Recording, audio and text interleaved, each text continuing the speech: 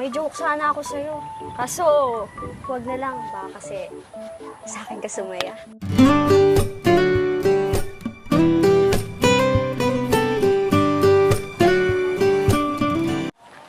Gada-gada yung crush mo. Parating. Ay no. Saan? Kasama si Nick. Na-crush mo. Hoy, hindi ha? Sus, palusot ka pa. Alam ko naman. Uy, kumatating sila. Anong gagawin natin? Yan. Hi, ako nga pala si Sisi, isang chat assistant na pwede mong tanungin kahit ano. Talaga? Kahit ano? Koo naman, Pwede nga. Kahit assignment ko, pwede kong itanong? koo naman. Pwede mo rin akong maging kaibigan. Talaga? Koo naman.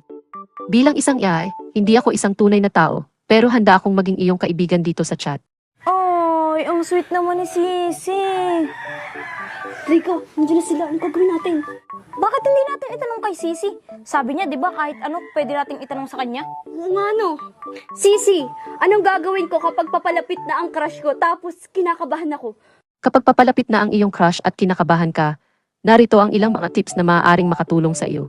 Una, maging kalmado ka. Uminga ka ng malalim. Ikalawa, magpakatotoo ka. Huwag kang magkunwari o magpanggap para sa kanya. Ikatlo, magkaroon ka Ayaw ng natin positibong yung magkakaba. pananaw.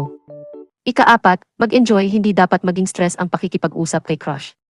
Ikalima, maghanda ng mga paksa o tanong na magbibigay sa iyo ng daan sa magandang usapan. Here you go. CJ, saan kayo pupunta? Dito lang kay Nick. Wait lang! May joke sana ako sa'yo. Kaso, huwag na lang. Baka kasi sa akin ka sumaya.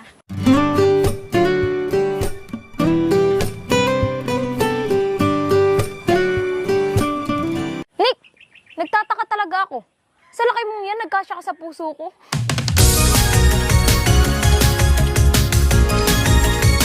Sige, una na kami Sige, ingat kayo ha.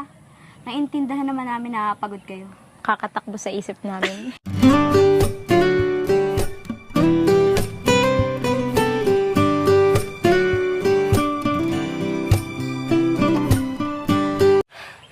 Hindi na tayo dun. Buti na lang nandiyan si Sisi. Kaya naman, come try! Sisi Up 2! It's free! Kaya ano pang hinihintay nyo? I-download nyo na yan. At magkakaroon kayo ng kaibigan na katulad ni Sisi na maaasahan. Tara na, magsasagot pa ako ng assignment. Hihingi ako ng tulong kay Sisi. Ay, ako rin. Hindi niya alam, crush ko din siya.